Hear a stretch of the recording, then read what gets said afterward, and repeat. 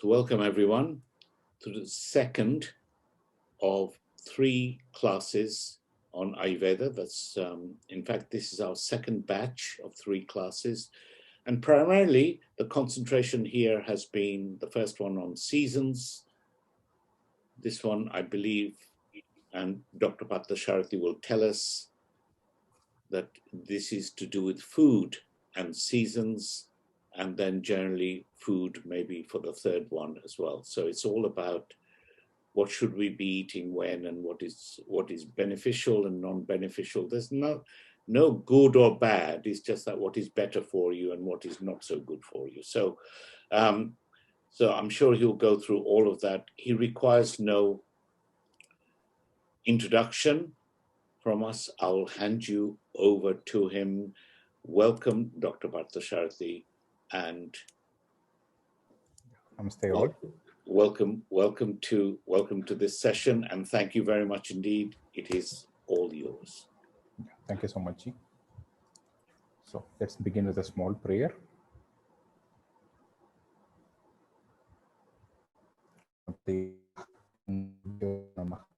Namastu Guru Ganeshabhyam Namaha.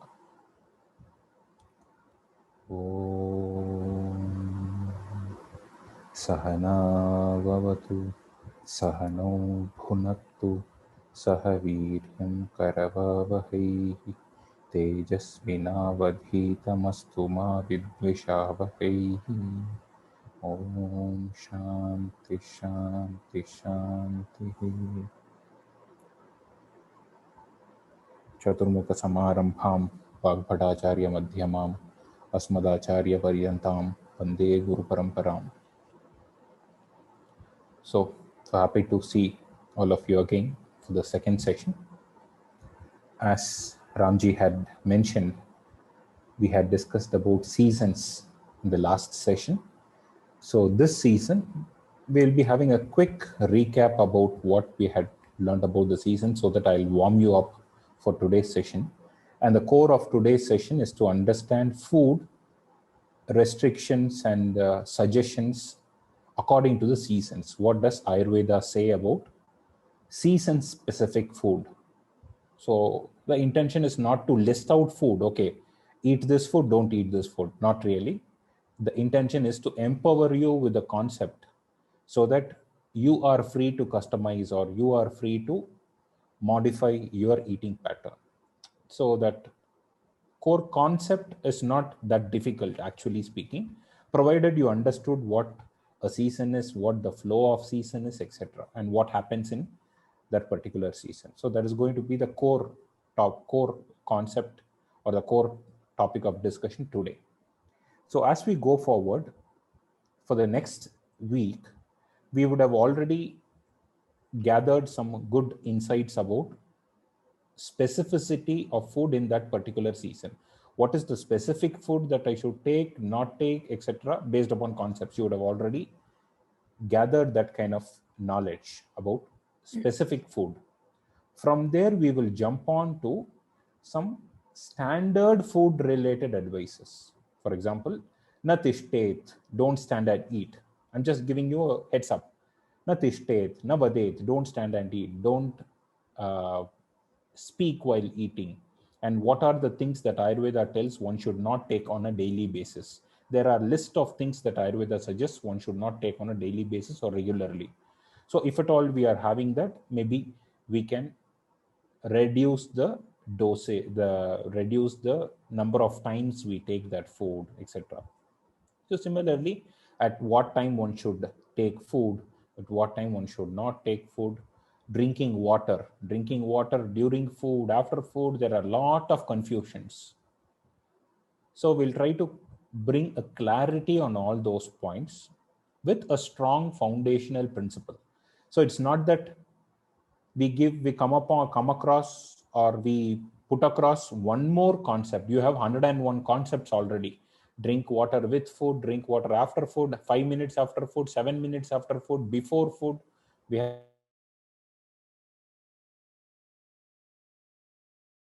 follow this. No, we are going to we are going to realize the concept behind it. So it's not just do this, don't do this. You're going to understand the concept and you're going to implement it. Implementation would be easier task, a convincing task for you. And actually speaking, the concepts when explained, even if the concept is not explained, when a point is being put forth from the Shastras, from Ayurveda, it can be blindly understood and can be blindly followed, because this is a 3000, I'm talking about minimum 3000-year-old documented science or a documented subject matter. So you can imagine how much of practice would have gone through this and how much of validation it would have gone through before the subject matter is documented. So we, from a Shastra perspective, we call it as Apta Vachana. Apta Vachana is the words or the knowledge or the wisdom that we get, which need not be questioned. We can just accept it. So it has that kind of a credibility. Ayurveda's explanations have that kind of a credibility, but we are not just exploiting the credibility and telling you do this and don't do this. Instead, we are going to understand the theories and concepts behind it and then practice and follow it for our betterment. So I'm just sharing my screen.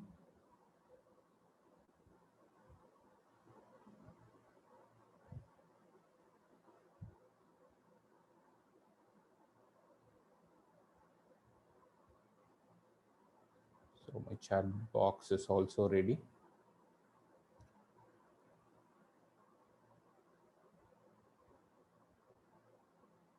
I hope all of you must be remembering the flow of seasons. Maybe let me take 5 minutes or maximum 10 minutes just to give a short recap about this flow of seasons so that we are all warmed up for this session. So the understanding of season starts from early winter. Early winter and late winter, we all have agreed that winter is the longest period or the longest season, even in UK. So this longest season, winter, is divided into early winter and late winter. The reason for dividing into early winter and late winter is there is a dosha-based disturbance happening in late winter, which is not happening in early winter. So that is the reason winter is not just understood as one. It is understood as two different seasons, Hemanta and Shishira, early winter and late winter.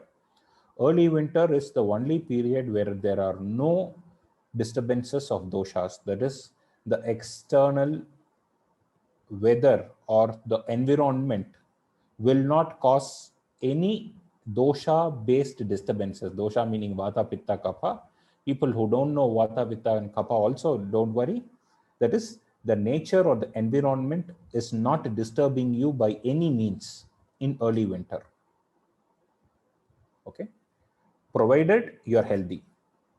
If you are not healthy, if you have not followed the routine of the seasons, then you are prone for some disturbances in early winter also. So our aim is that we follow the seasons so that when we reach early winter, we don't have any disturbances physically. So late winter is slightly problematic because we have been exposed to the coldness, and that exposure to coldness causes a small disturbance of a factor kapha. That is, kapha undergoes a mild increase, but not a problematic increase. Then what happens to the season is, we all know that the sun gets stronger and stronger.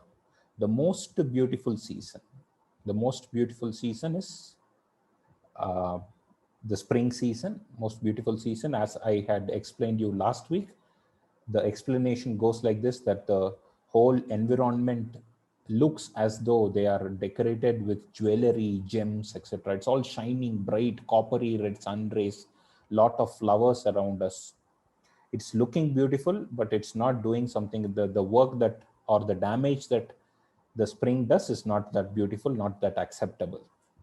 What happens is, not the sudden heat, but a heat after the exposure of heat after a long cold period causes a disturbance, a strong disturbance in the factor kapha. That disturbance is, I had equated that or gave you a metaphor or an example to understand this. Just like ice melts and there is a heavy flow in the river, similarly the kapha that got slightly aggravated in the previous season, that is in the late winter, gets a terrible aggravation because of the heat melting the kapha factor, just like the ice melting and causing an excess of water or overflow of water. The same phenomenon, kapha is disturbed. Here what happens is bhavatyalpendano dhatun sapachet vayu neritaha. That is in the, maybe I'll go to the explanations later. I'll just give you an overview. In Vasanta or the spring season, the Agni is compromised. In the previous seasons, we have understood that the Agni is very good. Agni or the digestive capability or the digestive fire is excellent in the previous two seasons, that is early winter and late winter. But when we reach Vasanta or the spring season, the Agni gets deteriorated because of this factor kapha.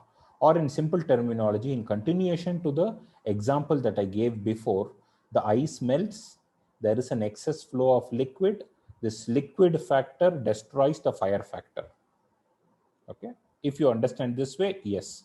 Or you just imagine that the liquid factor is extinguishing the fire factor.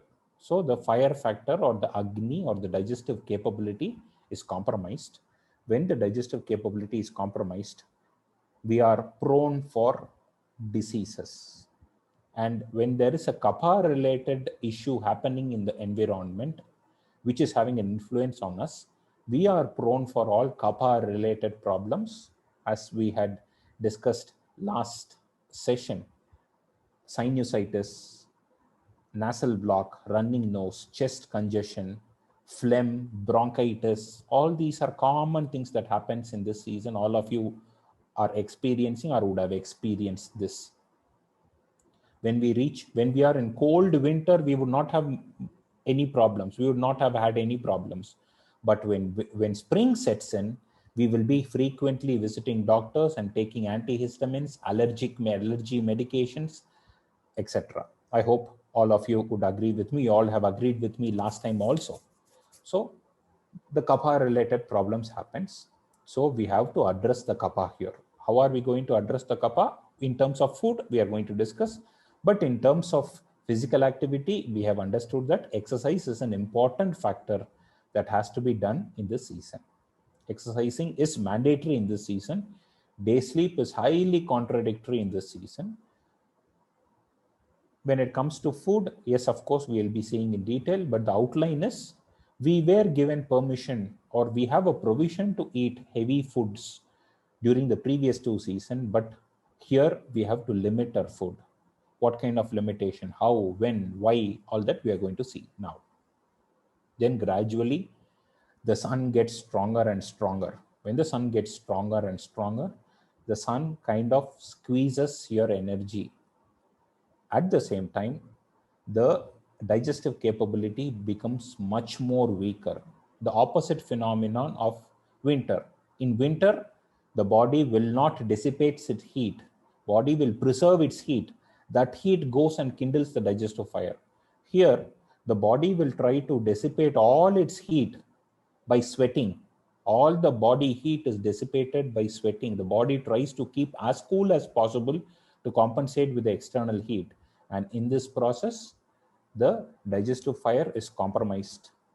And so the person is extremely weak and the digestive fire is compromised. So if I wish to recoup myself or wish to re-energize myself with food, I don't have a proper possibility because the system is not capable enough to digest highly nutritious food. So there is a fix, but nature gives us beautiful solution. We need not search. The nature is coming and giving it to you. That's the reason we call it as Mother Nature. We call nature as mother nature, because the mother would know what a child would require even before the requirement comes. The child gives the baby even before the child wants something. Everything before the necessity comes. That's why the nature is related to mother nature. Mother nature gives us everything before a problem happens to us or before we are in need of something. We're going to see that phenomenon of how this mother nature is supporting us with the nature's produces. Then comes rainy season. The digestive fire gets furthermore deteriorated, and this is the worst season of the year because it is not just the digestive fire, the doshas are also going haywire. There is a terrible disturbance in the vata factor. The vata dosha is disturbed. At the same time, the digestive fire is disturbed, immunity, strength, everything is compromised. So this is the season where Ayurveda's recommendation of medicinal food, including or incorporating medicines like spices, for example, spices, incorporating various spices in the food to support the system comes here. I will be talking about the Kerala regimen of medicinal porridges and stuff like that when we reach this space. Then comes the autumn season. As we all know, summer is hot and autumn is warm. There is a temporary reduction in temperature in the rainy season because of lot of water around us and also because the cloud is being blocked. We had discussed enough and more about that. Then the temperature drops down, then it becomes an early winter. So the first two seasons, the digestive fire is excellent. The strength of the person is excellent. That is Hemanta Shishira, early winter, late winter. I'm summarizing. But in Grishma and Varsha, that is summer and rainy season, the digestive fire, the strength of the person, immunity of the person, everything is low. Okay.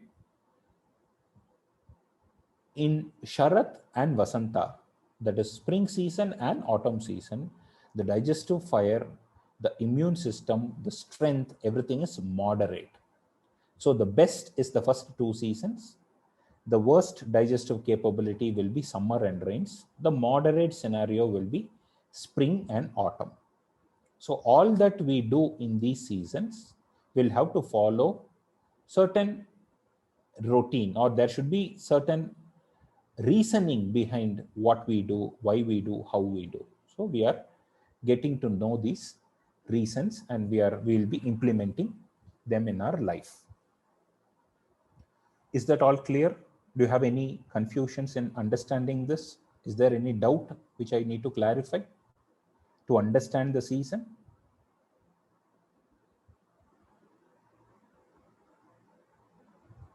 Okay. All good. Wonderful. So in your scenario, when it comes to UK scenario, your summer and your rainy season is not as strong as it is in a country like India. So the impact of summer, the negative impact of summer, that is the digestive fire getting too compromised is not happening. The strength of the person getting too bad is not happening because you're not suffering the peak of summer or you're not suffering with summer at all. It's summer just comes and goes, that's it. Unlike in our country where we literally struggle and suffer the whole summer with the heat and with the drained energy and stuff like that. And similarly, rainy season is also a very short period. So basically, there are not much of extreme disturbances the nature is imposing on you. You're not strongly disturbed by nature, especially the disturbance of summer and rains, which is the most strongest disturbance of nature. When we tell disturbance of nature, it is not that the nature is intentionally disturbing. The nature is undergoing changes and getting disturbed. And the same disturbance that is happening in nature is having an influence on us also. That is it. It is not an intentional process. It's a process. There are three phenomena. As you are, most of you should be students of Vedanta, I can introduce this concept. There should be Srishti, there should be Pralaya. There should be creation, maintenance, destruction. Anything that is formed should get destroyed. That's a cycle. Okay, you would have understood about those things in maybe in many of the Vedanta teachings. You would have heard about it, about the Satyam and Mithya. Anything that is Mithya will have a creation, will go to the maintenance or sustenance part, and it will get destroyed. So anything will go to an increased stage, it will go to the peak, it will drop down. For example, even if you don't understand what Vata Pitta Kapha is, just to show you the trend of it, here you can see in Shishira, Kapha Chaya, that is Kapha undergoing K Chaya, Kapha undergoing a mild increase. That's why it is in a thin font. Whereas next season, Kapha undergoes Prakopa, severe increase. In the following season, Kapha K undergoes Prashama, it reduces. Naturally, the climatic situation wins over. That is, the Kapha which is very strong in the Vasanta season or the spring season is killed by the heat of summer. Okay, so there is a Srishti, Sthiti, Pralaya. There is a creation going to a peak and then naturally destroyed. So the nature cycle will produce a disturbance and it will take care of the disturbance by itself, provided we should be in tune with the principles of nature. The problem in the present scenario is we are suffering with the changes of the nature, but as we are not parallel with the principles of nature, it is not naturally taken care of and we end up with disease. When we are parallel with the principles of nature,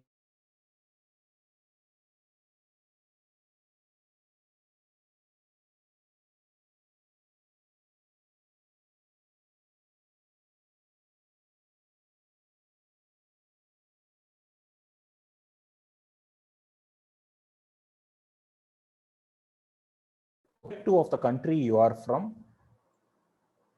Oh, sorry. Am I audible now? Hello. Yes. Just give me a second. I'll switch on a second alternative internet connection. Just give me a second, please.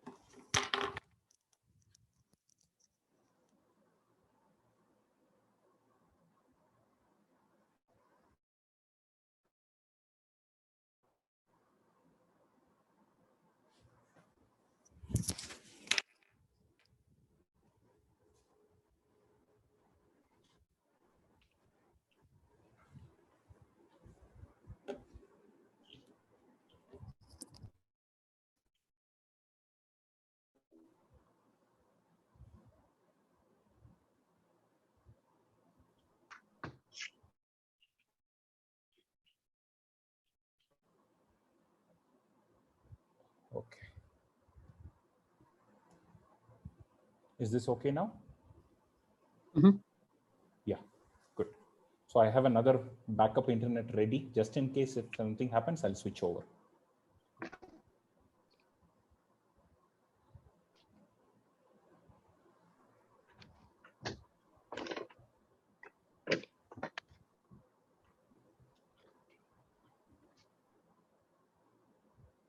So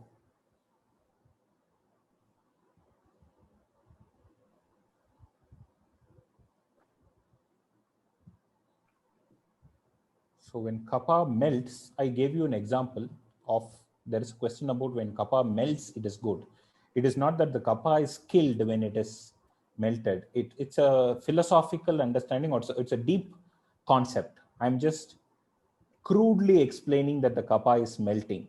It's a deep concept, but the deep concept can be made in a diluted way or made understandable with an example of the Ganges getting more stronger and more violent in summers than in winters. In summers, the Ganges, the river Ganges is so violent because of the melting of the glaciers and ice. Similarly, the melting causes a predominance of kapha because the kapha is made up of the Jala Mahabhuta or the water phenomenon. Okay. That kapha is totally killed. The kapha, which is having a water phenomenon or having a cold property, is killed by the heat of summer. So just in summer, the kapha is fully taken care of. Okay. So the conclusion is that as long as we are parallel with the nature, the problems that we will be suffering will be minimum as possible. So how to get parallel with the nature is the whole intention of this session. In the first session, we had understood certain lifestyle practices to be parallel with the principles of nature. Now we'll be concentrating on the food aspects. How can we be parallel with the nature? Irrespective of the place you are from, your ancestors were following certain food practices that are particular to that particular season of that region. But we have lost that in the process of, there is a transmission loss, I would tell. Our grandparents would have told or would have showed the ways of lifestyle and practices and food habits to our parents. In the process, there will be some loss of information, loss of knowledge, and modernization, westernization, and all this happens, and we have lost that connection or link. So we are going to re-establish that link. So coming to the early winter. Early winter is the season where our digestive fire is excellent. When the digestive fire is excellent, the Shastra tells that Bhavatyalpendano dhatun sapachen vayu neritaha. That is, when the digestive fire is strong, when you are not going to give the proper feed or fuel to the digestive fire, the metaphor or the simile is that the fire, when it does not get proper fueling, the fire will go ablaze and it will destroy the container or destroy the place. When there is proper fueling, etc., the fire is going to do its normal function. When there is no proper fueling, the fire in the search of fuel will destroy the whole structure. Similarly, when the digestive fire is strong, when you don't give an appropriate fuel, or if you don't give an appropriate food for the strong digestive fire, it is going to destroy the dhatus or the structural elements. So the worst thing that one can do is doing some dieting during winters, because this is a period where we have to nourish the body. Nourishing the body is an important requirement in this season.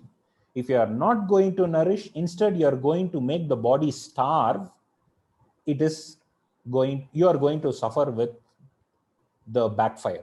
You are going to suffer with, I told you, I have noticed people who do some dieting, reduced food intake, etc., when their hunger is very strong, especially in such seasons when the hunger is very strong, we would have seen them going anemic, going so much dependent on nutritional supplements like B12, protein supplements, etc., going very weak, developing joint problems. They will develop joint problems. When they do extreme dieting, they will develop joint problems and struggle with issues like that. So one cannot do any kind of dieting in this season. So what is the food that is possible to be taken in this season? As we had got introduced in the last session, the nature will direct you with all heavy to eat food substances like underground tubers. It will be available in plenty. And the Shastra advocates that one can have a good amount of sugarcane based products. Ikshu Vikriti is what Ayurveda recommends. That is sugarcane based products. That is, you have a provision to take sweets and desserts and things like that. Milk and milk based products. That is cheese and things like that. And meat and meat soup are accepted or advisable in the season. Meat particularly is advised in this season, whereas in most of the other season, meat, when it comes to meat, there is a specificity, what type of meat, in what form, etc. Whereas here, meat is okay to be taken because your digestive fire is strong. One more interesting point that has been mentioned here is, you have a provision to have an early breakfast. If you know, or even if you don't know, I'm just mentioning that as per Ayurveda, there are only 2 meal times. Ayurveda recommends only 2 meal time. That is a mid-morning, like a brunch at around 10-ish, 11-ish, the first meal. And just before sunset or just after sunset, the second meal.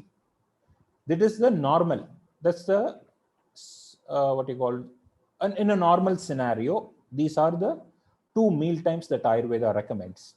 But when it comes to winter, we'll see an important reference that there is a possibility that you might be hungry very early in the morning. So you can go with a concept of breakfast. It's not told that it is breakfast, but Ayurveda gives you a recommendation that you can have your food early in the morning. Early in the morning meaning breakfast. Okay.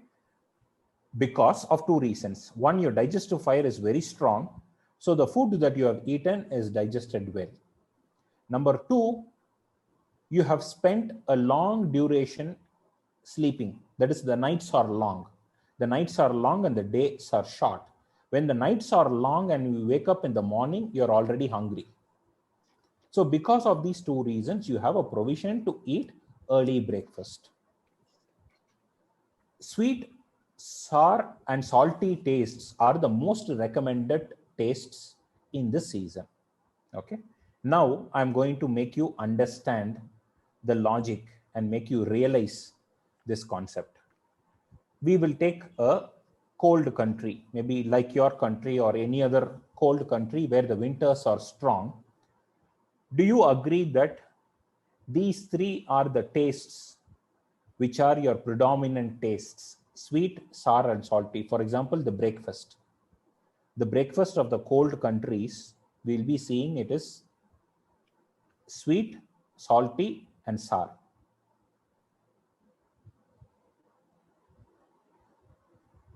Is the early breakfast instead of one of the other meals as well. We cannot generalize it, but I'll give you an idea about this.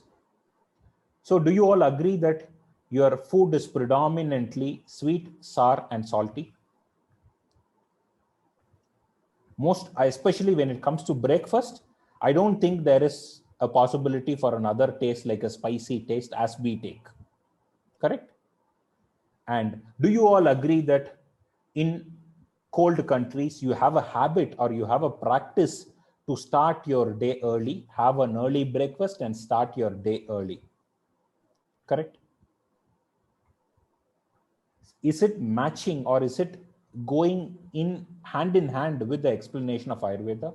When we talk about a cold country, that is a country where the Hemanta and Shishira, the early followed. Okay. When it comes to milk and milk products, I had also briefed in the last week, milk and milk products that are heavy to digest, like the cheese, is a culture of your country. But such heavy to digest milk products are not a part of our culture in India because we don't enjoy the goodness of this Hemanta Shishira Ritu as you enjoy. So you have a provision to have that food as per the directions of the nature, and that becomes your culture and that becomes your tradition. So all the explanations in terms of food, in terms of taste, that we see in the early winter and the late winter are the predominant practices of a cold country or a country with cold weather, cold predominant weather. So this is a period where one can do all that indulging provided you have a good digestive fire. You cannot take it for granted that, okay, I've reached summer, I have reached winter season. So this is a time where I can indulge, I can eat anything that I want, any number of sweets and desserts I want. No, that doesn't give you a provision like that. You should be judicious on that. Judicious meaning, how is your digestive fire? You have to be assessing your digestive capability. How is your digestive fire? It's nothing big. It's not a difficult thing to assess. How frequently you are hungry. And how do you know you're hungry? You will be, it's a hunger is a very common thing. I've heard people telling that, no, I don't know what hunger is. I cannot differentiate a proper hunger. I need some guidance to understand what a proper hunger is. No big deal. It's not a rocket science. Skip 2 meals. Third meal, skip 1 day's meal. The second day, you will realize what hunger is. That's so simple. Everyone should realize what hunger is. So that strong hunger will give you a craving to eat heavy food. Naturally, you will be having a craving to eat heavy foodstuffs like cheese and desserts and all heavy to eat, heavy to digest food substances. There will be a craving, and this is a time where you can have it. If you don't have it, on having a very good hunger, you are creating a disturbance to the body cycle. You are away from the nature's principle. So satisfy appropriately.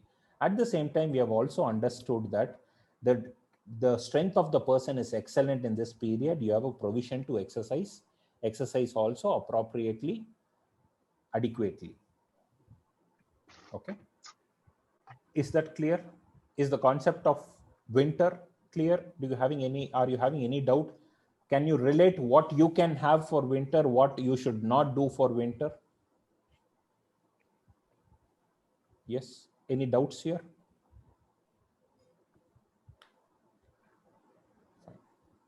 So, good. Thank you. If you try to relate or if you try to analyze the festivals where eating and preparing foodstuff and eating is the main agenda of some festivals, all the festivals will fall under this season. Even in India, you see, we start with Diwali. You must be knowing Diwali. Starting from Diwali, all the festivals, Diwali, Pongal, all the festivals are festivals where we freak out eating, prepare food for next 2 months, snacks and things, sweets for delicacies for 2 months, go on eating. All the eating festivals falls here. Also in UK, do you have such festivals where families join together, eat, etc., fall in this period? Is that right? Can you please tell me some festivals of that sort? Christmas, yes.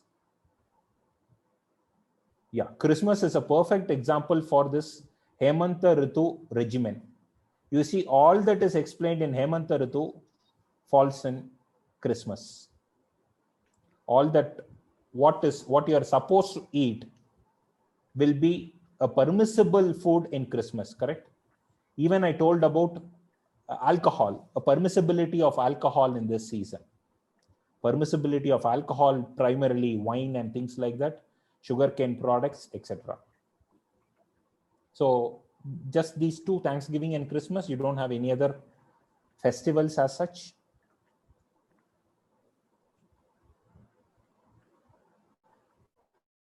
In India, have every week we have one festival going on. New Year festival, yes. Fine. So we go to spring season. Spring, our food should be primarily doing two things. One, it should take care of the increased kapha. Number two, it can never be creating an excess kapha, or our food should never be an overload to the system. Our food should not be highly nutritious, I should not call it as nutritious, or fatty food, heavy to digest food cannot be the food of the season. You see a dramatic transformation happening in the season. We are supposed, or we are allowed to eat, or we are forced to eat heavy foodstuffs, heavy to digest foodstuffs in winter season. But immediately when spring comes, we have to change our food habits dramatically. If we still continue with the old regimen of having cakes and pastries and things, cheese, etc., we are going to be in big trouble. So the food should be light and dry in nature. Dry meaning it's an Ayurveda property. I'm not meaning to tell dry, just dry in nature, meaning the food which is dry is not the idea. I'm talking about an Ayurveda property dry, which means that which is not having too much of oil or too much of heaviness to digest. That's the concept of ruksha or dry. The food should be light to digest.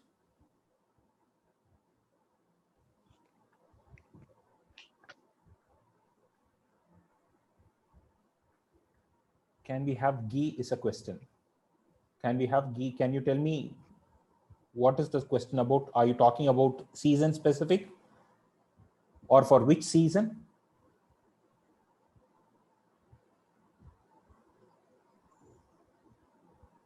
Spring. No. I'll give you an idea, specific idea after I give you a outline about what is what. Light and easy to digest food. This is a season where rice is not recommended, whereas almost all the other seasons, rice is recommended because rice is having a property called Madhura Rasa. Madhura Rasa is, it's having a sweet predominance taste. Okay.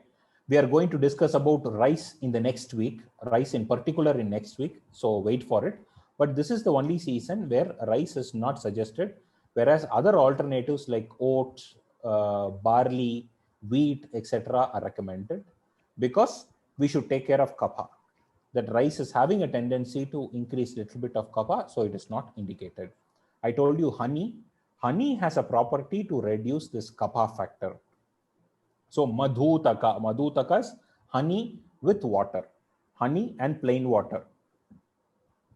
You must be knowing that honey with hot water is a horrible combination. Honey, people, so-called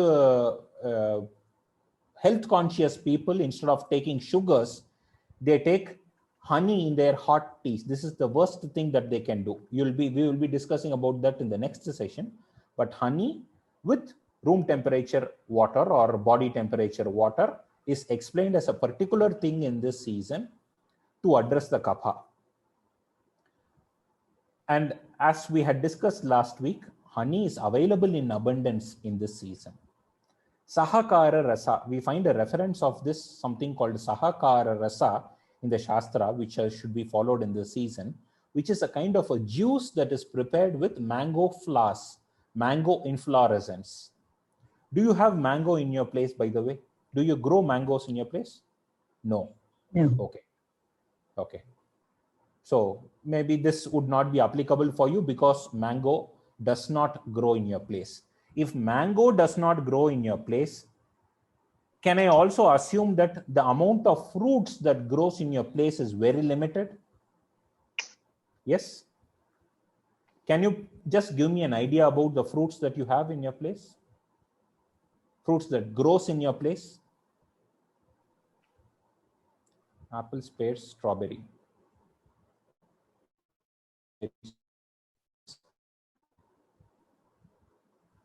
Melons, pears. That's it. Plums, berries, mainly berries.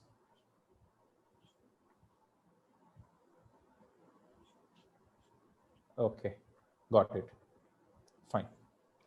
So are these berries strongly available in nature during summer, or in which season are they available? Summer. Most of the berries and things are available in summer.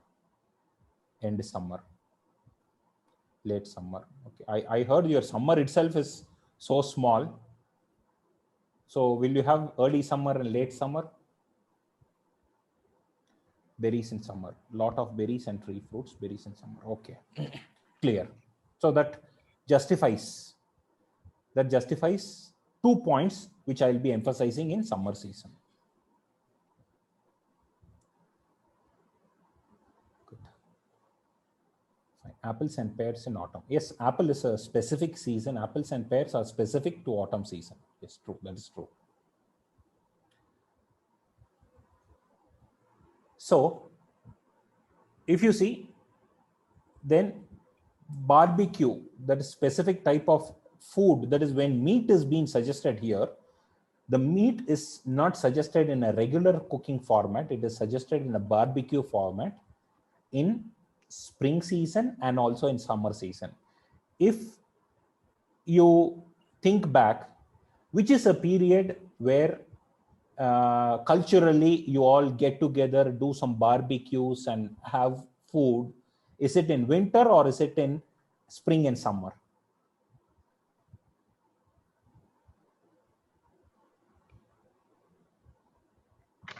Summer, spring and summer.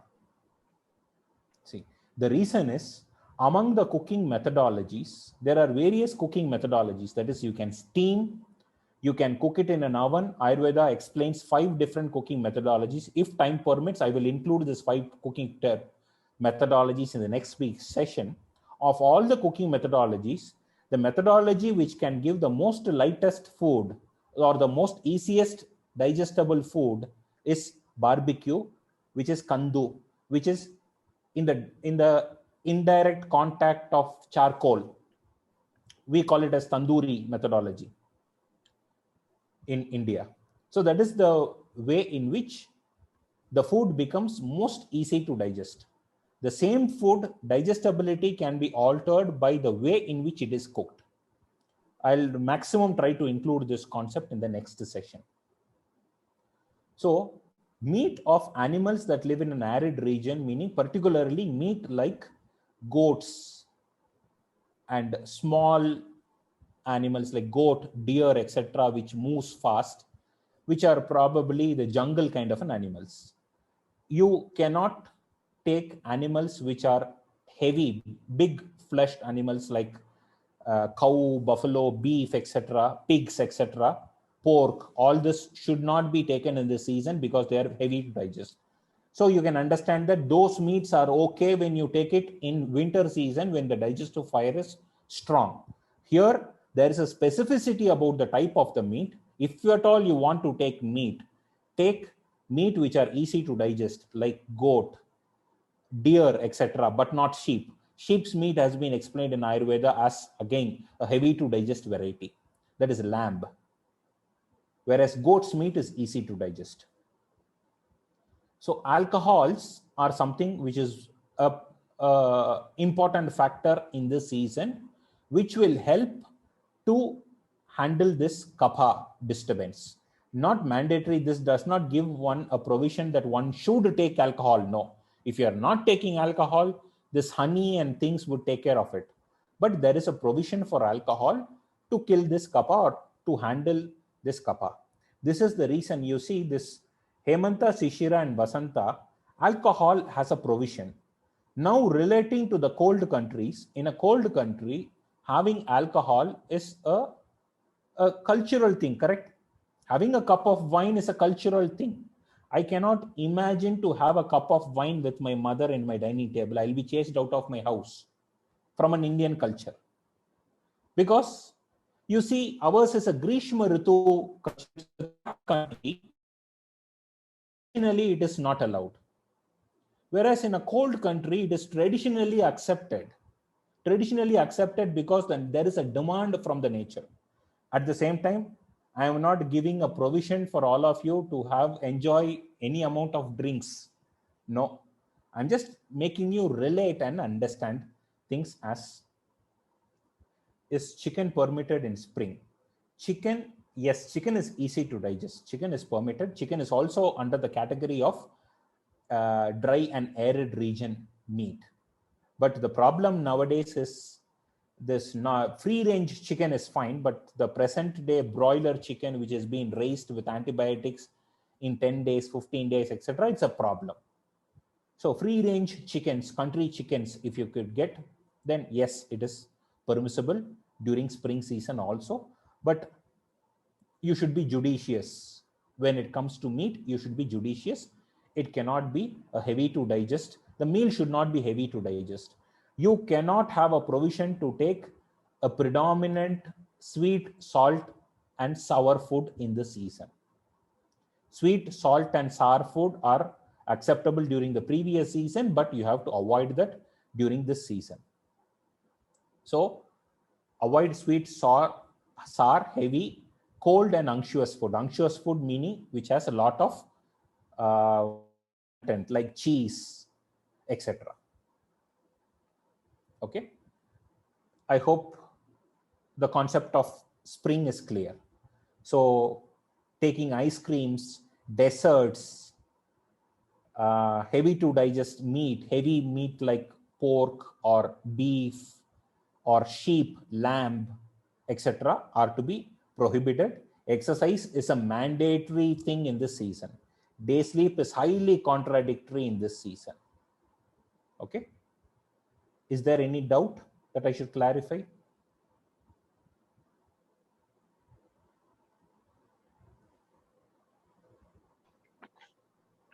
All clear. Okay. So in this season, for example, if your next country or from somewhere else, you have nice fruits coming in, sweet fruits coming in, imported from some other countries, is it a worthwhile idea to take that fruits? Sweet fruits. Not a good idea. Fruits are easy to digest, agree to it, but when they are sweet predominant in taste, that can have an influence on the kapha dosha, on the kapha. Okay. So imported fruits, try to stick on to the regional and seasonal fruits. The regional and seasonal fruits are the fruits which are available in plenty. At the same time, they'll be priced so cheap. Dirt cheap, it will be priced because it is grown in your region, in your season. You can eat loads and loads of that fruit in that particular season. But don't go in for exotic fruits that are imported from some other countries, because it is not the food for you. The same thing that our ancestors did, because they were not having this globalization which brought this to their tables. So going to Grishma, or the summer season. Here, we all know that the digestive power is weak. We all know that we need sufficient nourishment because the energy levels are also weak. So the directions explained in the Shastra is, one should eat madhura, sweet predominant, laghu, light to digest, snigdha, nutritious, nourishing food, shita, cold in nature. It should not be a hot potency food. It should be cold in nature. Cold in nature is, it should not increase the body heat. Rather, it should cool down. And the food should be drava, liquid in nature. These are the 5 requirements told in the Shastra. Sweet, light to digest, nourishing and nutritive, cold in potency, liquid in nature. This is a difficult combination. For example, when we take a light to digest food, it will not be nutritious. If you take a nutritious and a nourishing food, is it understandable? A nutritious food has so much of nutrients that has to be digested. Any nutritious food or a nourishing food will be heavy to digest. You all got the point? Should I explain it in a different way?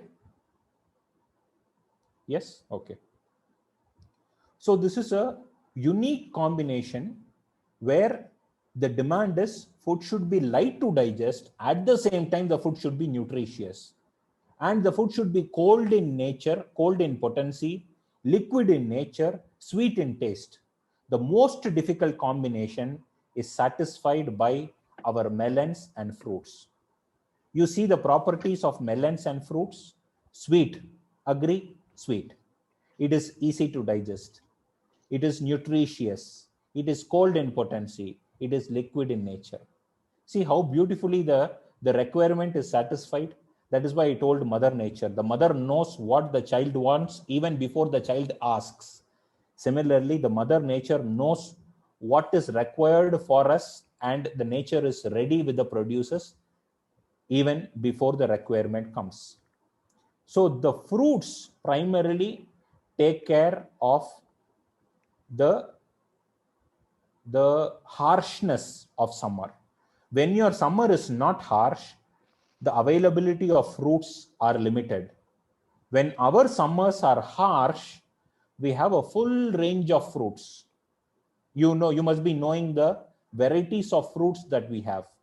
Unbelievable varieties of fruits we have, because the nature's harshness demands, or nature is harsh, so gives lot of fruits. Okay. Madhyam na peyam peyam va swalpam subahuvariva. Never drink alcohol. Alcohol is forbidden. And if there is a remote scenario where you have to take alcohol, then it has to be highly diluted. So when you have alcohols in summer, you should be highly cautious.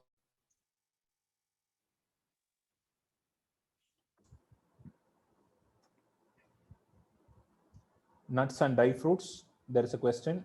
Yes, I'll come about. Hello. Am I broken? Audible? Okay. Nuts and dried fruits. Yes. I'll talk about it. Having Indian mangoes in UK is not good. You can have for taste. Just for the sake of taste, you can have. But just importing this Alfonso mangoes and having it big time is definitely not a good idea. When nature is not producing it, you don't have that kind of a demand for it. The more hotter the country is, you will see more stronger the varieties of mangoes are. For example, in Brazil or in the most famous mangoes are from the hot regions of India.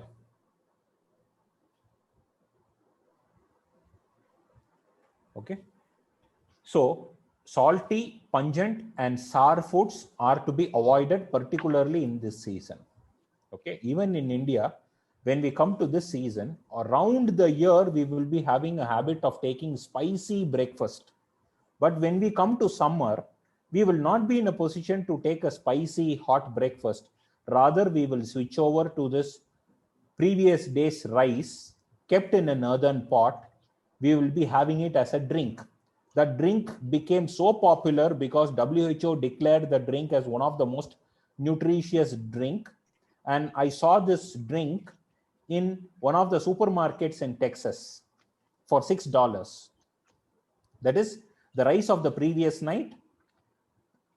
We pour water into it. It is just kept on an earthen pot. Next day morning, it would have slightly fermented, or we add some fermented buttermilk to it and drink it. If someone is from India, they know this. Someone from India, can you just, yes, you can see an affirmation. This is a famous thing that we have for breakfast during summers. Okay. And there are some others that we have in summers. Primarily, our habit will be to have earthen pots and preserve the food like juices and drinks, like porridges in an earthen pot, and having it cold, not hot, having it cold. There will be highly limitation of spices in this season. Spices will be highly limited in this season. You can see the explanation that the food has to be kept on an earthen pot and it has to undergo a slight fermentation. the slight fermentation process is naturally happening in the food that is kept on an earthen pot. So our fermented foods mainly for summer. Fermented foods are not just mainly for summer, but primarily it can be for summer. Maybe when you have asked this question, I will put across a point. Do you try to make idlis and dosas in UK? No. Do you know how idlis and dosas are made? No. Can you tell me any of your fermented foods? You don't have any fermented foods, correct? Hardly there are any fermented foods in your tradition. Agree? Am I correct? Fine. So, do you know what is an important factor that is required for fermentation to happen? Natural fermentation to happen? Heat. When you don't have that kind of heat in your country, there will not be any fermented food in your tradition. So when is the nature allowing fermentation to happen is when there is heat. So in winters, can you take any fermented food? Absolutely no. So when is food naturally getting fermented? The fermented food is happening only in summers, including yogurt. If you have a habit of taking yogurt, because the present day culture is yogurt is full of probiotics. So the yogurts are manufactured in the factories. I would tell manufactured. It is not produced. It is manufactured in the factories in artificial environments, and you get cups of yogurts and you take this yogurts because you believe that it is probiotic. Will yogurt set in winter season? No. The nature is telling don't eat yogurts in winter season. When can we eat yogurts and buttermilk? Summer is the season. Okay. You see that the lassis, if you have been to North India, in the peak of summer, there will be lassis. That is yogurt. They beat yogurt with sugar and they give you a drink. I'll try to discuss about this probiotic nature of yogurt versus buttermilk in the next session. I'll go so deviated if I take that topic. Beers are also a fermentation process. Actually, Ayurveda discusses two types of fermentation process. One is a sour fermentation process, like what happens for yogurt or like what happens for an idli or a dosa batter. I assume that you know what idli and dosas are. Can I assume that way? Do you know what idli is? You know what dosa is? No? Okay. Okay. I pity you should definitely know what idli and dosa is. It's an amazing South Indian stuff. Okay. They are from a fermented batter. It is sour fermentation. But when it is, this beer or an alcoholic fermentation is called as sura. There is an alcoholic version of fermentation that is also possible only when there is heat. So in the other seasons like winters, what is suggested is the alcoholic beverages like wines. But when it comes to spring, the alcoholic beverages like beers are also permissible. Okay, I'm not talking about beer, just I'm not making all of you alcoholic. I'm just relating the concepts and making you understand. Okay. So another important thing is Rasala, Raga, Kandava. The last point here that you can see is juices are prepared and in an earthen pot, taken cold. All our juices, you can visualize the concept of refrigerators, because when we keep things in an earthen pot, it gets cooled up. It's like a concept of refrigerators that are coming. And here we are going to discuss about rice in the next session, but I'm just giving you a heads up about rice that is seen in this particular season. Kundendu Davalam Shalim, the rice that you can have in this season should be shining like a moon or a jasmine. Kunda, moon, Kunda, jasmine, Indu, moon.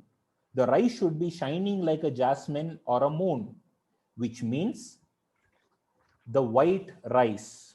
Okay, there is an obsession about this brown rice. Am I correct? There is a huge obsession. Brown rice. Brown rice is so nutritious, so healthy. I'm telling, yes, it is too nutritious.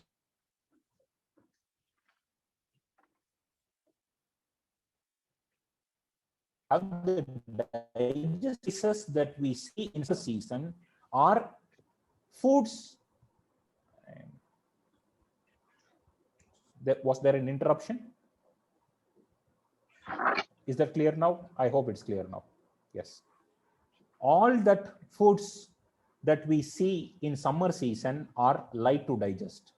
So from the Shastra, we get a direction that rice that is shining like a moon or a jasmine, like our basmati rice, all the Indian rices, are the best suited when a person's digestive capability is not that strong. Brown rice is nutritious, I agree to that. But do you have the digestive capability to digest that nutritious food? No. In that scenario, you should not take brown rice. So brown rice is not a standard practice. It nutritious, I will have only brown rice. No. You see in a country like India, South India, we don't have brown rice. Our tradition is to have white rice, polished white rice. Why? The digestibility. Whereas brown rice is suitable for a place or a region or a climate where the climate is cold or in winters. So this gives a small insight about rice, which we will get it more fine-tuned and polished in the next session. We are going to discuss exclusive about rice to a certain extent. Okay, is that clear? So winter is a period our food is kept as simple as possible. Sorry, summer is a period where our food is kept as simple as possible. Then rainy season sets in. In rainy season, for example, in your country, you don't have a strong rainy season, I presume. You don't have a strong rainy season, correct? So you are not exposed to the harshness of the rainy season. So the damage or the problems that you are going to suffer in rainy season is minimal. So actually speaking, if you don't have a harsh summer and if you don't have a harsh rainy season, which means that it's an amazing place to live. It's a beautiful place to live where the nature is not giving a lot of health disturbances. It rains all the time. Yes, rain is a normal phenomenon which happens around the year. But the rain that happens during summer or which dramatically reduces the heat of summer is the problem. For a good length of time is the problem. So if you have an exclusive rain that is happening during summer, which dramatically reduces the temperature of a summer, that too for a short while, that is the problematic rain.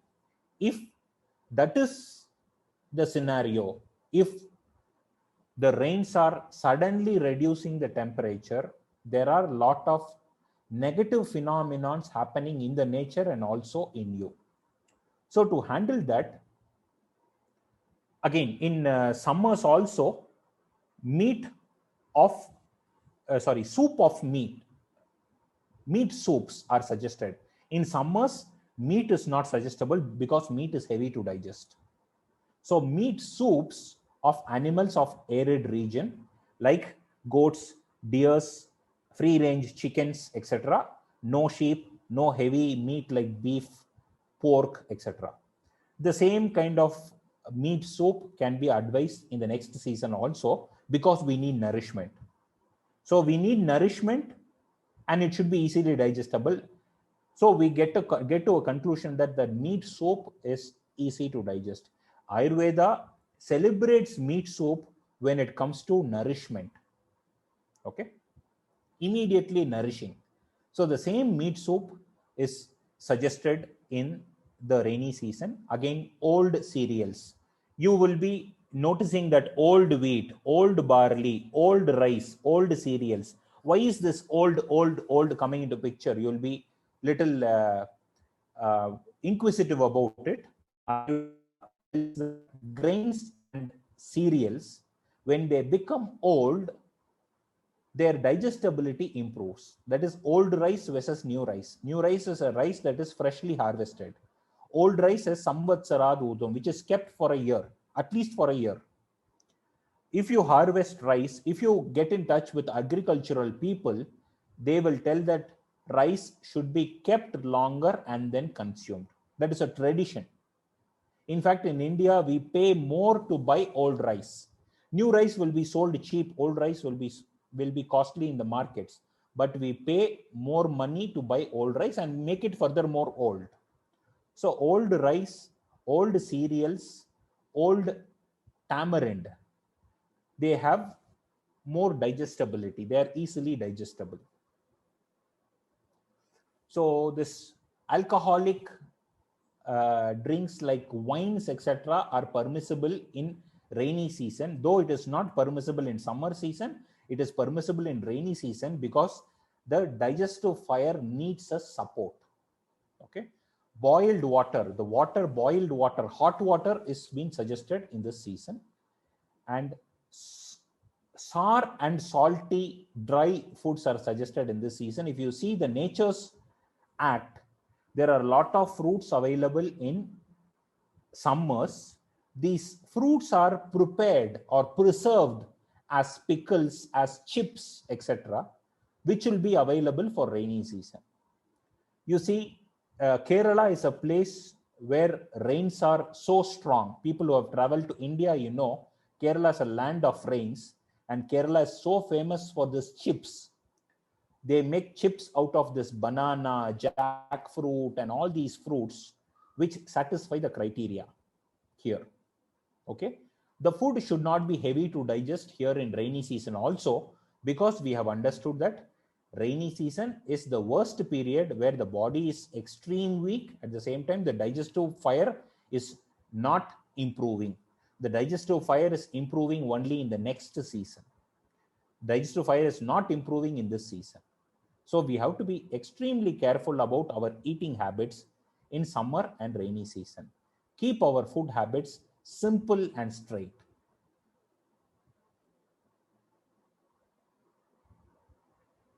Okay. So did you understand rainy season and Ayurveda's recommendation for rainy season? Because it is not a strong rainy season for you, you are not having some important things to be followed. Okay. Then after the temporary reduction of temperature goes away, when the clouds disappear, when the water around us gets dried up, we feel the heat. That is the period where the pitta factor undergoes a disturbance. The pitta factor goes really high. And this is a period where we should try to avoid all heat producing food or heat producing regimen. We should practice some cooling regimen, and the digestive fire is picking up. So we have a provision to include certain more things. We can nourish ourselves little more strongly because our digestive fire is improving. That is where Ayurveda recommends the usage of ghee. Ghee is something which reduces pitta. It is also nourishing in nature. Ghee comes into picture predominantly in this season. And if you notice, during the rainy season, summers, the whole of the environment is dried up. You can imagine or visualize an Indian point of view. Summer dries up the whole environment, then rain comes. With the rains, all the climbers and creepers get stronger. Okay, the rains creates an abundance of these climbers and creepers that will produce these gods like ridge god, bitter god, bottle god, all these gods which has a bitter predominance taste gets stronger in nature in autumn season. So in autumn season, the nature is giving you a lot of bitter substances. Do you have amla growing in your gooseberries? Does it grow in the UK? Yes. When does it grow?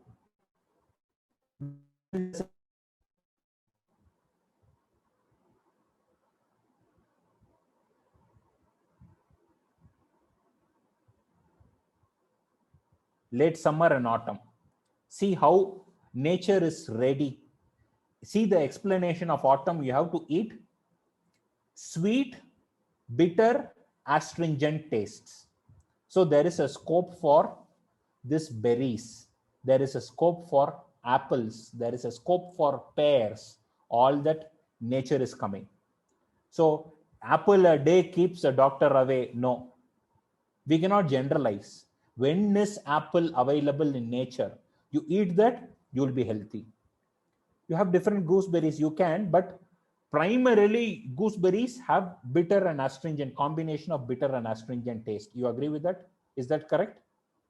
Yes. See the nature's, that is mother nature, truly mother nature. Food should be again easy to digest, but you can have a little more extra freedom. That is where meat comes into picture. See, in the previous 2 seasons, avoid meat, take meat soups, but you little graduate. You take meat of arid regions. That is, instead of taking meat soups of chicken, goat, deer, etc., you take meat of goat, chicken, etc. You have a provision to slightly enhance your eating style, or you have little more provision. Green gram. You know what green gram is, I believe. Green gram? No? Okay. Okay. Green gram is primarily an Indian pulse. Do you have any particular pulse variety, dal variety? Lentils. You have any particular lentils? Pear barley, green. Okay, green lentils. Yes, green gram is a green lentil. So these lentils are suggested in this period because they are again easy to digest, nutritive, and available in this is the time of harvest. Available in this season. Split beans. Yes, true. All this beans and things comes in this season. It will be available in this season. If you recollect back, fresh beans, etc., will be available in this season. Eating food when hungry. Eating food when hungry is going to be a standard tenet. It's an important practice. Eating food when hungry, drinking water when thirsty. We are going to discuss about that in the next session. But eat only when you are hungry. When we have a provision to eat little more variety of foods, little more heavy foods compared to the previous 2 seasons, don't just overdo it. Don't go overboard. Eat when hungry. Keep up your hunger. Eat according to your hunger. And the next season is going to be winters, where the digestive fire is going to be excellent. When the digestive fire is going to be excellent, you have a provision to eat everything, and the nature gives so much of food that are heavy to digest. Okay. Hope you would have understood this beautiful cycle of nature, how nature is whispering, what are the whispers of nature to make you eat right and be fit, keep fit. The problem is we don't realize this in this fast world. In this modernized world, we don't have time to listen to these whispers. We get flooded with what is available in the supermarket. Correct? The supermarket cultures, what is available in the supermarket? Yes, we are flooded. Our kitchens are flooded with the supermarket sales. So, but we should just stop, realize what the nature's producers are, just get back to it. Just getting back to it is Ayurveda. You need not memorize all this. In fact, if you are understood, the whole thing is the nature is ready with certain food substances. If you come back and analyze what Ayurveda tells, there will be a perfect match. You need not memorize anything from this. You will be naturally. You'll have to stop, reconnect with nature at least a little bit. Okay. So my suggestion or exercise is, whenever you have this farmers market, you should try to go there and see what is available in plenty. What is available in plenty in that farmers market, in which season, gives you, you will realize all that we are learning now will come in front of your eyes when you go and visit these farmers markets or the farmers fields. Okay, you'll have an amazing clarity when you do that. You will make use of what you have learned when you do that. Okay. There is a question about eating nuts. Nuts are also primarily foods that are available in winter season because they are heavy to digest. Okay, there can be some different nuts that are available in other seasons, but primarily they are foods for the winter season. Okay, that is the same is the case with dried fruits. Okay, but there is a provision to take dried fruits in rainy season and autumn season also. So to put it simple, for a practical way of following, dried fruits can be a good choice for rainy season and autumn season, whereas dried nuts will be a better choice for summer season. I don't know much about nuts, but can you educate me? Are nuts available in plenty in nature in winter season in your country? When are they available in plenty, and what are the nuts available in your country?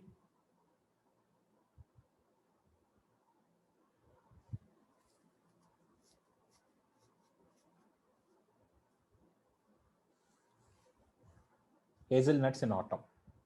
Autumn, yes. Most nuts in autumn, which means that, again, nuts are something that should be dried, correct? You cannot just take the nut and eat it. There is a processing involved, there is a drying process, etc.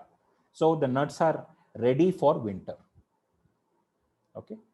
If maybe they are okay for late autumn also, because you need that nourishment, your digestive power is improving. They are for late autumn or winters.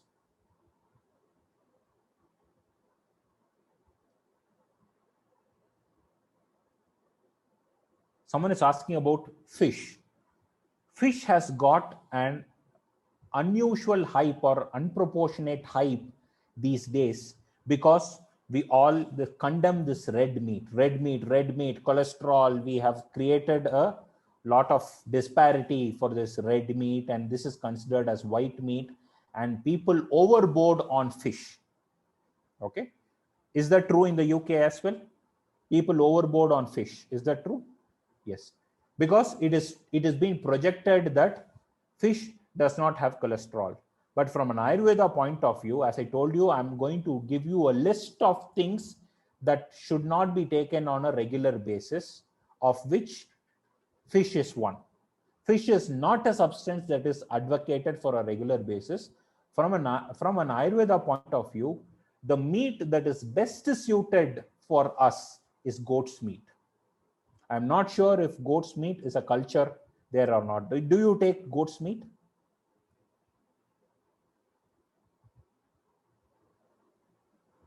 Are they available? Are goats available in your country? Rare. No. So from the directions of the nature, is sheep available in your country? Lamb?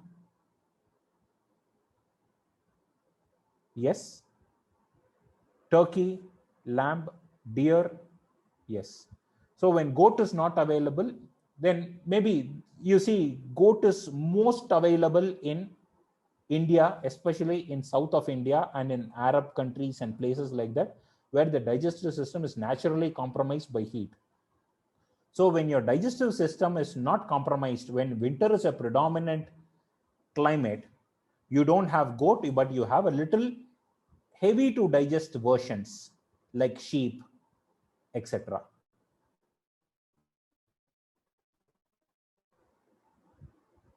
We have goats in our country, but we are not sure we eat the meat, use their milk. Okay. Okay. Even if it is available, if it is not culturally strong, there is a reason. When you don't have a culture to eat goat's meat, there is a reason behind it. Here in India, the culture is to eat goat's meat. Even when there is sheep, the culture is goat's meat. And this changes from state. In Tamil Nadu, the culture is to eat goat's meat. When you go to Karnataka, you must be knowing Bangalore, Karnataka, where the culture is to eat sheep's meat, not goat's meat, because the region and the nature demands. Okay. In London, they eat goat. So goat is available. The culture is not so prevalent, but sheep's meat, lamb is a strong culture. But if you see, fish will be a culture where people live in coasts. Correct? When people live in coast, the nature is directing them to eat fish. There were studies I have read that people living in coast will not have iodine deficiency and things like that because they are dependent on seafoods like fish. But living very far from the coast, when artificial ponds are created, fish and shrimps are grown, and when we eat that, we are definitely not satisfying. We are not parallel with the principles of nature. Okay. So fish is something which is not ideal. Generally, it is not ideal for daily consumption.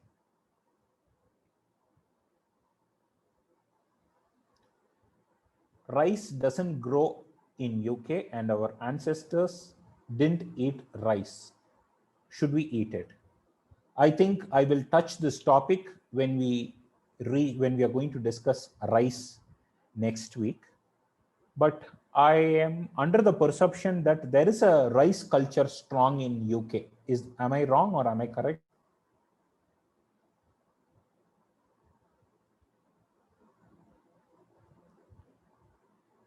Only recently. So where does your rice come from?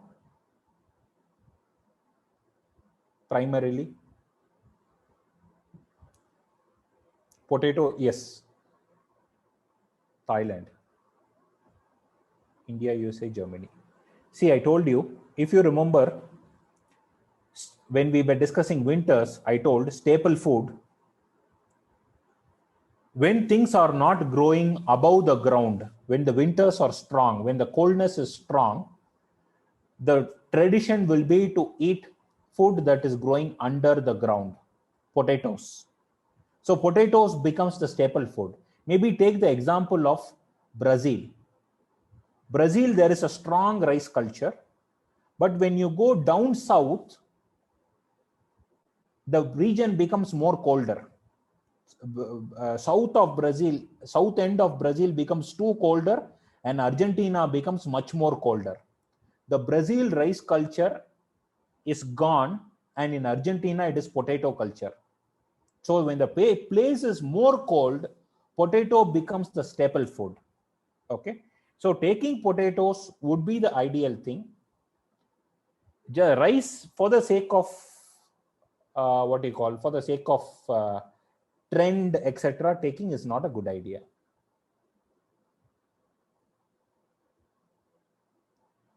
And if that is not rice is not a culture for you, and if you take this brown rice, heavy to digest rice, it is a blunder.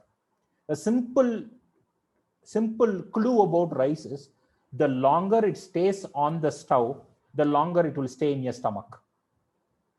Okay, you know how long it takes for a brown rice to get cooked well, and how long does it take for a Thailand rice, basmati rice, and an Indian rice to cook?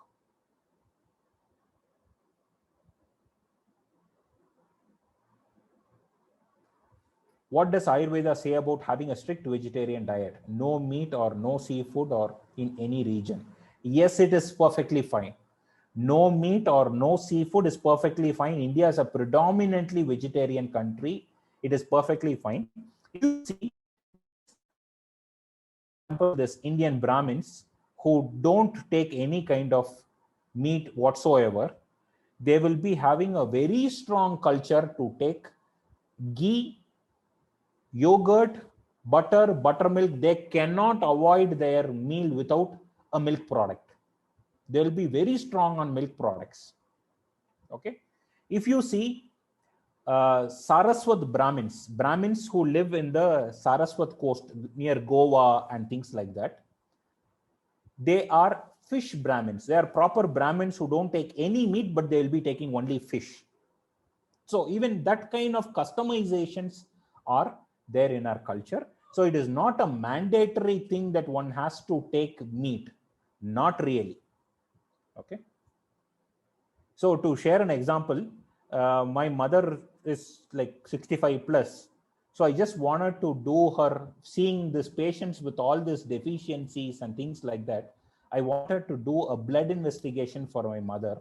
Especially I wanted to see her B12 levels and things like that because she is a vegetarian all her life. I just did a complete blood investigation for my mother and her B12 levels are 880. 880, a strict vegetarian who has never touched meat in her life. Her B12 levels are excellent. How is this all possible? It's not that meat is the only source. When we have a good digestive system and when we are as close as possible with nature, the nature will take care.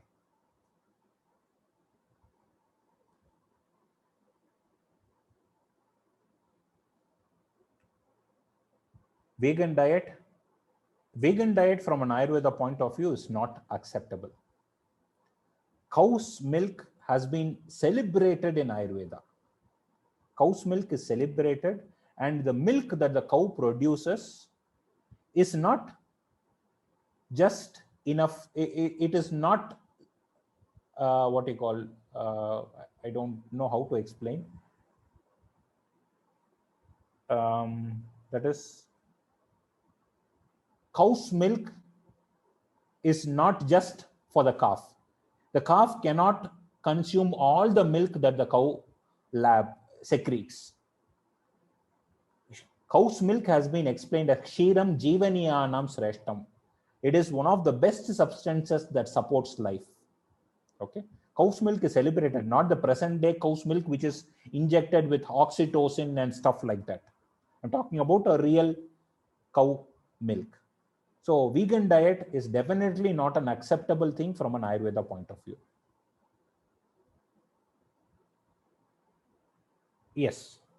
Modern milk industry does not give cow to, not just it doesn't give cow milk to the calf. It is the modern milk industry is injecting oxytocin on the cow for the sake of lactation. So the cow is suffering everyday labor pain. That's a different thing. So we have to change the policies, but becoming vegan because of this, that the cows are struggling with oxytocin, the calf is not getting milk, etc., is not a reason for us to turn vegan and compromise our health. And in the name of turning vegan, this soy milk, this tofu, etc., are horrible things that are creating a lot of problems in people. People who have turned vegan, maybe they might feel good for a short amount of time, or people definitely don't feel good. I challenge that people cannot feel good. Maybe they can feel good and compassionate in their heart. They cannot feel good for in a longer duration when they are totally vegan.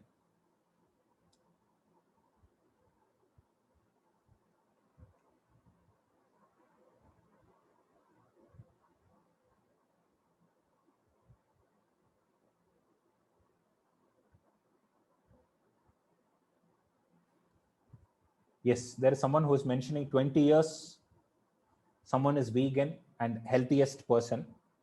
And again, a definition of health, on what aspects of health are we healthy? We have to assess various factors of health. May I know your age, please?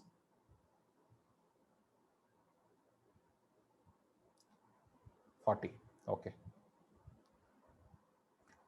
Usually, life is divided into three. That is the early, midlife, and the later. The third phase of the life is old age. I don't want to call it as old age. People don't like calling old age. Roughly, the third phase of life is after your menopause period. So until your menopause period, will be in the second phase of life.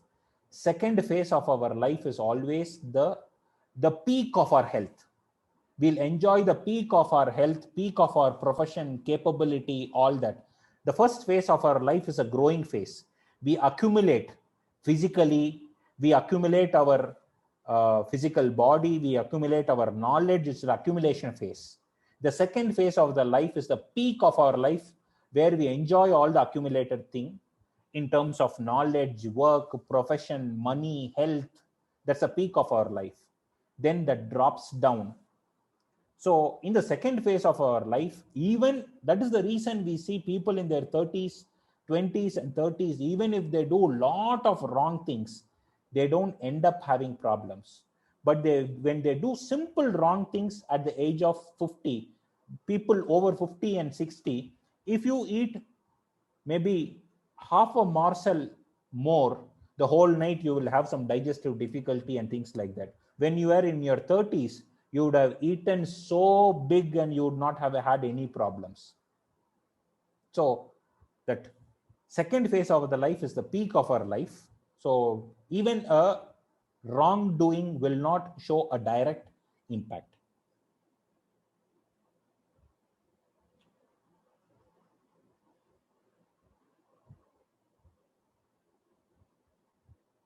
Lactose intolerance, for me, actually, lactose intolerance, I see it as two things. One, the present day milk is horrible. That can cause lactose intolerance. And the present day cows without a hump. You must be knowing what is an A1 milk and an A2 milk. There is a difference in the protein structure of the milk. In UK, traditionally, there is A2 milk available. The cow with the hump. If you're not aware of it, go and search about A1, A2 milk. A2 milk protein structure itself is different. If someone is having a proper milk, one will not have a lactose intolerance. Number two, I've seen many a times when people come here, we come here for treatments, when they tell that they're lactose intolerant, we tell that no, there will be milk products. If you have any intolerance, we are in charge of it. Of course, we have our own cows, desi cows, free grazing, happy cows. That's a different story. But still, 90% of the people don't have a problem. Just 10% of people have real lactose intolerance. I'm even doubting that many a times, is it a fashion statement to tell lactose intolerance, this gluten intolerance? Really speaking, just really maybe 10% of people might have it. It is a digestive compromise. And if someone has a lactose intolerance and a gluten intolerance, if they are going to avoid that food, it's an escapism. You should work or correct your system to the point that you take that food and you don't have any problem. That is a solution. When you escape from that, you stop taking that for the rest of your life. It is an escapism, but it is true that some people can be really allergic to milk. Maybe the 1 in 100 who tell they have lactose intolerance.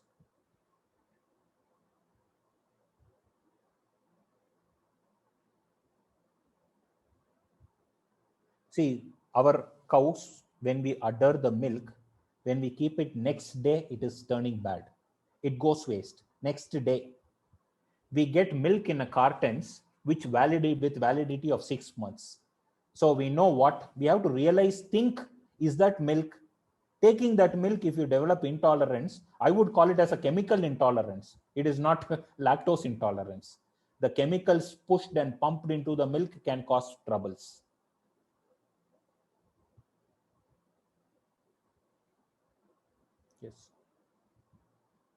everything in moderation. Someone has mentioned I'm 74 and very healthy, eating everything in moderation. That is the whole charm of Ayurveda. Sarva dharmeshu madhyamam. There should be a moderation in everything. That's the charm of Ayurveda. That's the beauty of Ayurveda too.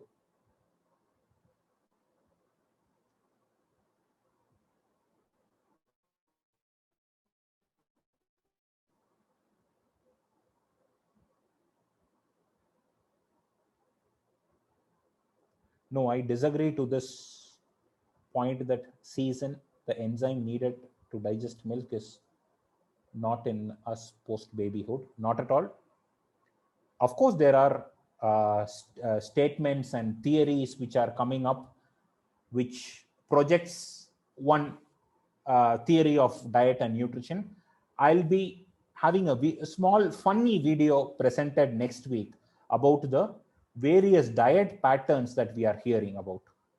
We have heard about lactose, zero carb diet, vegan diet, what is this, paleo diet, many dieting patterns. We're going to see a small video. I disagree to this point. Milk has been suggested in Ayurveda as one of the best substances which can nourish a person.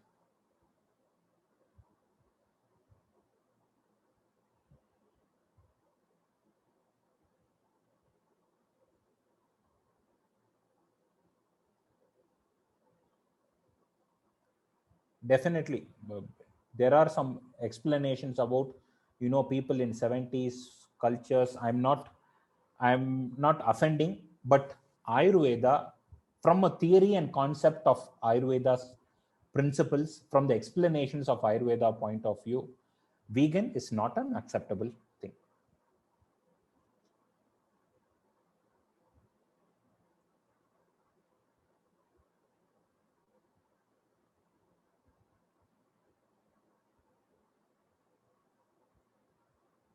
There is a growing understanding of our gut microbiome. Is this also in considered? Yes, Ayurveda considers this so well. You should have heard about this Panchakarma treatments. You would have heard about this treatment called Vasti, where the medicines are instilled through the anal route, through the rectum, to the large intestine, etc. So Ayurveda considers this concept well with the buttermilk, yogurt, and etc. But not there. Of course, in Ayurveda, you cannot find a reference of gut microbiome, etc. Because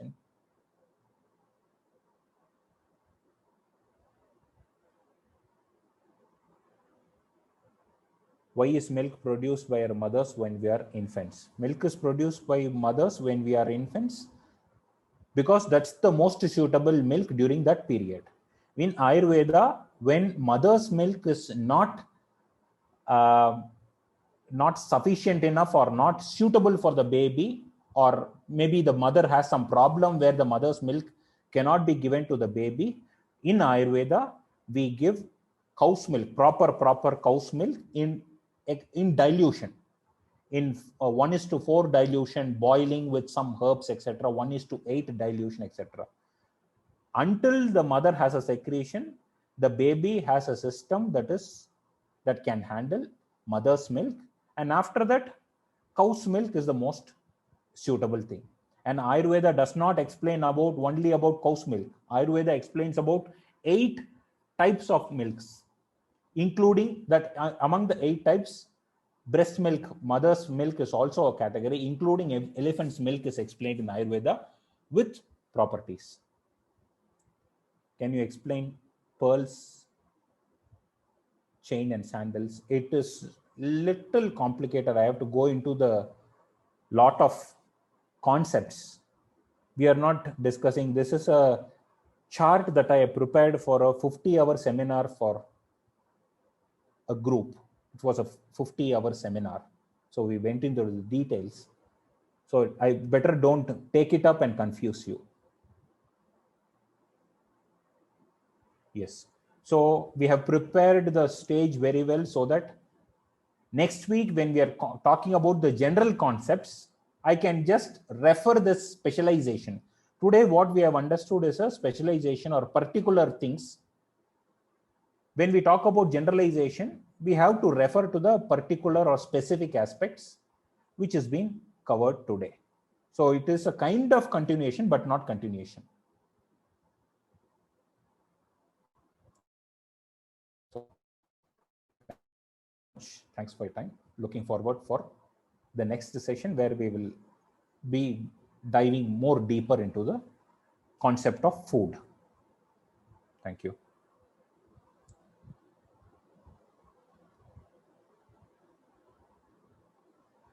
We'll finish with a small prayer.